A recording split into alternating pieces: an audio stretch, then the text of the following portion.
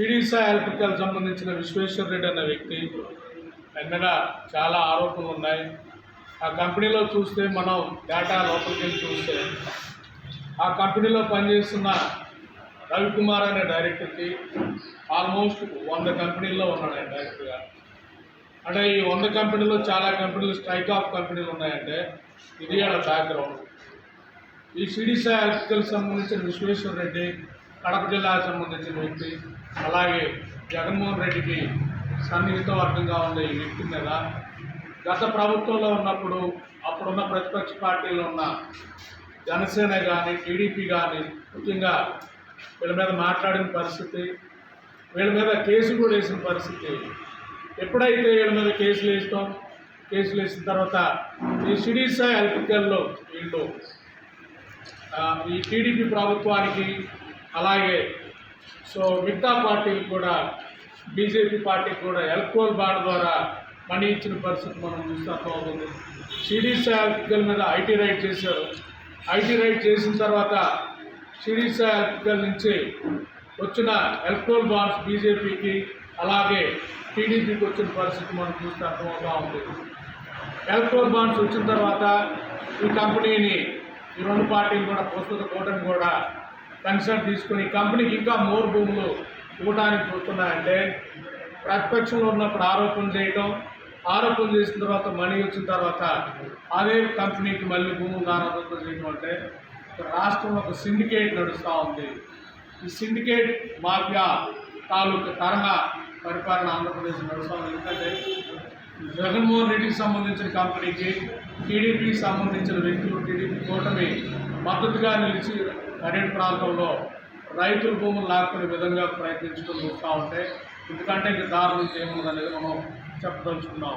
అలాగే కూటమి వచ్చిన తర్వాత వీళ్ళు కూడా అదే పని చెప్పాలంటే ఇక్కడ ఉర్సా క్లస్టర్స్ ప్రైవేట్ లిమిటెడ్ అన్న యుఎస్ కంపెనీ డమ్మీ కంపెనీ, ఈ కంపెనీ ఆథరైజ్డ్ క్యాపిటల్ కూడా ఏమి లేదు, జనరల్గా ఆఫీస్ కూడా లేని కంపెనీకి 5,000 కోట్లు పెట్టుబడి పెడతారని విశాఖపట్నంలో సుమారు 60 ఎకరాలు ఇచ్చిన పరిస్థితి, అంటే 1000 కోట్ల విలువ చేసే భూమి ఇచ్చిన పరిస్థితి.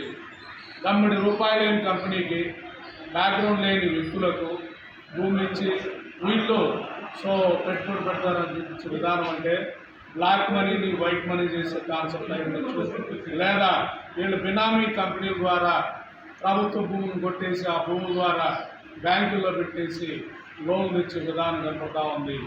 ఇది ఐటమ్ సాక్షిలో వస్తుంది, ఈ ఐటమ్ వచ్చేకి ఇన్స్టా పేపర్లో వస్తాయి.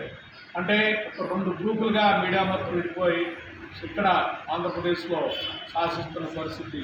నేను అంటుంది ఈ 2 పార్టీలు కూడా, 2 పార్టీలకు సంబంధించిన మీడియాకు కూడా ఈ 2 ఐటమ్స్ ఒకే ఆర్టికల్ కింద వేయండి.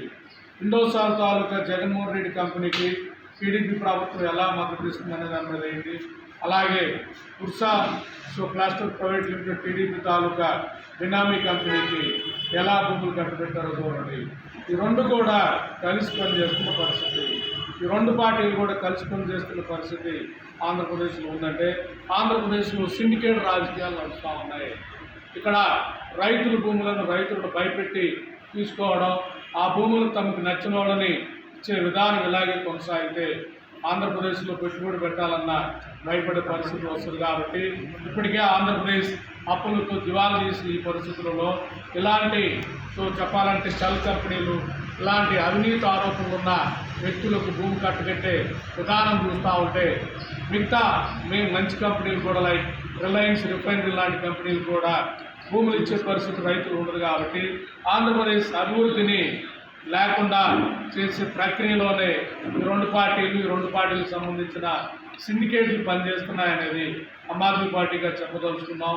ఆమ్ ఆద్మీ పార్టీగా ఆంధ్రప్రదేశ్లో ఈ సిండికేట్ మీద రాష్ట్ర ప్రజలకు తెలియజేసే కార్యక్రమంగా రామాయపట్నం దగ్గర ఉన్న కరేడు ప్రాంతంలో ప్రతి ఊరికి వెళ్ళి ఈ 2 పార్టీలు కలిసి ఈ భూములు లాక్కున్నాయి. ఎందుకంటే గత ప్రభుత్వంలో భూములు లాక్కుంది అప్పుడున్న వైసీపీ ప్రభుత్వం, అప్పుడు దాన్ని సహకరించింది అప్పుడున్న మాన్గుంట మహేందర్ రెడ్డి. అయితే ఈ ప్రభుత్వంలో కూడా కూటమికి ఎలక్ట్రల్ బాండ్స్ వచ్చిన తర్వాత, కూటమికి నిధులు వచ్చిన తర్వాత ఈ ప్రభుత్వం కూడా మోర్ భూములు ఈ ఇండోసాల్ దానికి ఇవ్వడానికి ప్రయత్నించే పరిస్థితి. అంటే మీ గోడు ఎవరైనా పరిస్థితి లేదు కాబట్టి అందుకే అక్కడ ఒక రైతు సెల్ఫీ తీసుకొని చచ్చిపోయిన పరిస్థితి. అంటే ఆ రైతులు సిండికేట్తో యుద్ధం చేస్తున్న ఈ పరిస్థితుల్లో ఆమ్ ఆద్మీ పార్టీగా యాజ్ ఏ చార్టర్డ్ అకౌంటెంట్గా మీ అందరికీ మద్దతుగా మేము ఉంటామని చెప్పదలుచుకున్నాం.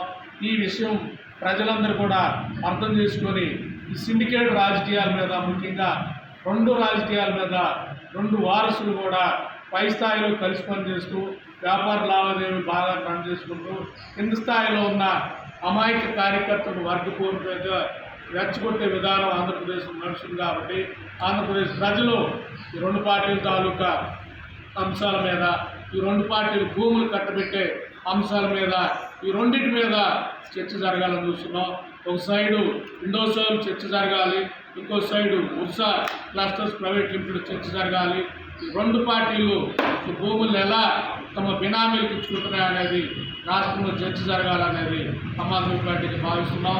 దీని మీద అధికారం లేకపోయినా మా గొంతు ప్రజలకు చెప్పడం అనేది మా బాధ్యత.